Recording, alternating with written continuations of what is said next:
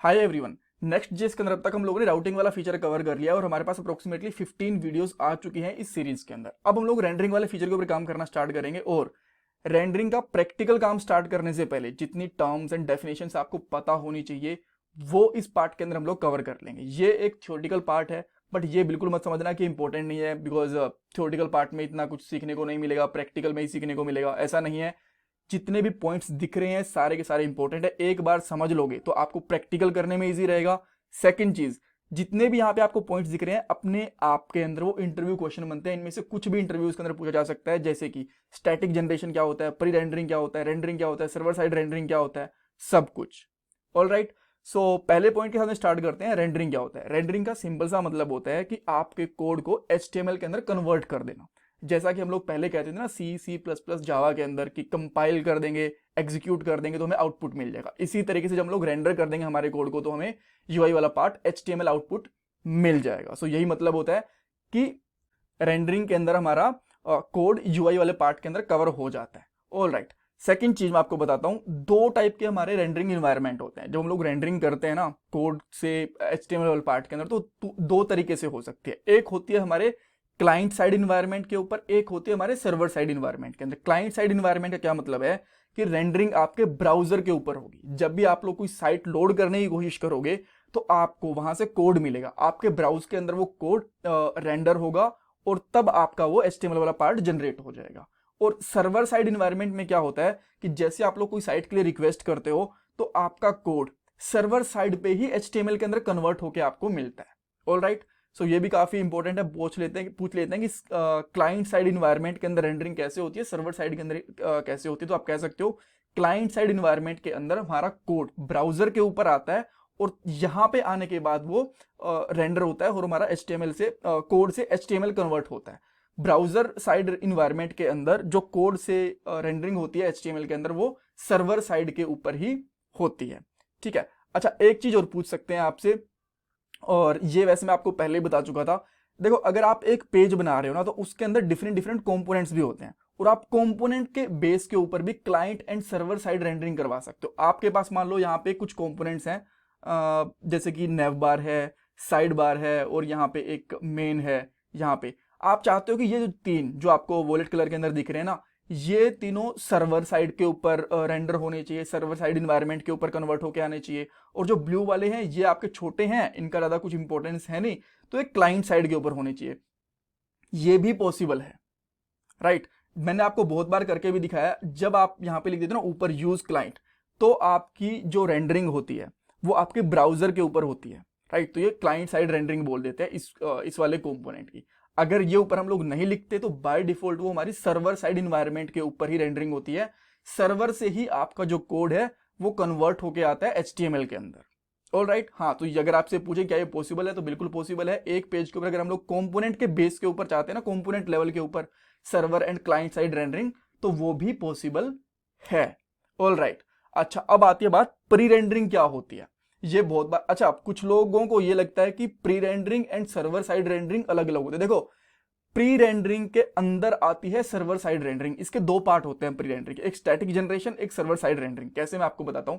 Pre rendering का मतलब होता है कि कोड आपका आपके ब्राउजर में आने से पहले ही रेंडर हो चुका है, प्री रेंडर हो चुका है। ठीक है, तो हम लोग क्या बोलते हैं कि जो हमारा HTML है वो पहले ही सर्वर साइड के ऊपर ही जनरेट हो चुका है।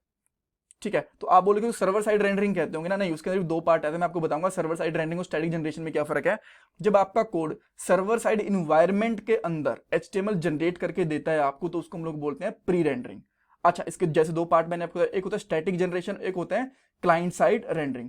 ध्यान से सुना, मैं भी जो बोल रहा हूं। स्टैटिक जनरेशन का मतलब है कि जब आप बिल्ड बनाते हो, राइट, जब आप रन npm बिल्ड करते हो, उस टाइम पे क्या होता है, आपका HTML तभी जनरेट होके बैठ चुका होता है, राइट। और जब आप उस साइट को एक्सेस करते हो तो जो HTML है वो उठ के एज HTML पेज उठ के आपके जो ब्राउजर होता है उसके ऊपर आपको मिल जाता है। देखो यहाँ पे लिखा हुआ है HTML is generated at build time. जो मैंने स्क्रीनशॉट लिया हुआ है नेक्स्ट.js की ऑफिशियल साइट से लिया हुआ है, ऐसे कहीं से मैंने उठाया नहीं है। ठीक है, तो HTML is generated at build time and reuse for each user each request. ठीक है, एक बार हम लोगों ने बना के रख लिया।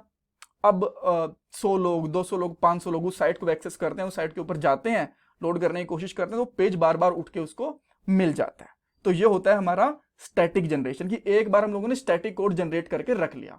अब आती है बात सर्वर साइड रेंडरिंग क्या होती है। सर्वर साइड रेंडरिंग होती तो सर्वर साइड पे देखो, होती दोनों ही सर्वर साइड के ऊपर है, ये स्टैटिक जनरेशन भी और ये भी। बट जो सर्वर साइड रेंडरिंग होती है ये डायनेमिक टाइम पे जनरेट होती है। जब आप उसको रिक्वेस्ट करते हो ना, उस टाइम के ऊपर आपका सर्वर साइड में HTML पेज जनरेट होता है और यूजर को मिलता है।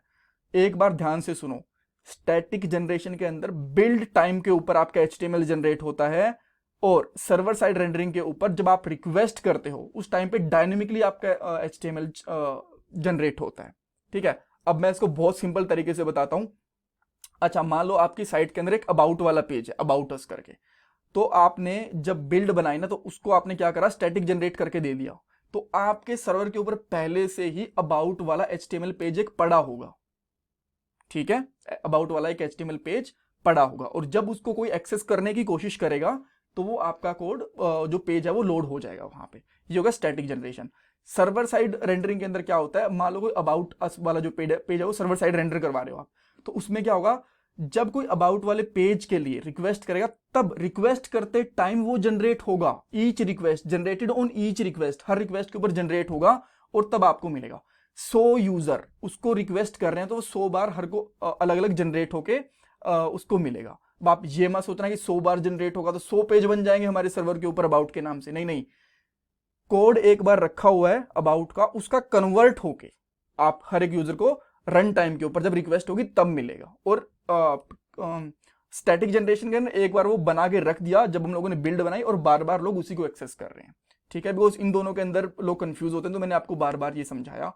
इसमें कुछ कंफ्यूजन है, डाउट है तो मुझे कमेंट सेक्शन के अंदर पूछ लेना। अगर मुझे जरूरत पड़ी तो मैं एक शॉर्ट वीडियो बना दूंगा इसके ऊपर, मुझे बता देना कि आपको दिक्कत आ रही है भी समझने के लिए। और नेक्स्ट वाले पार्ट से मैं आपको प्री रेंडरिंग बताऊंगा।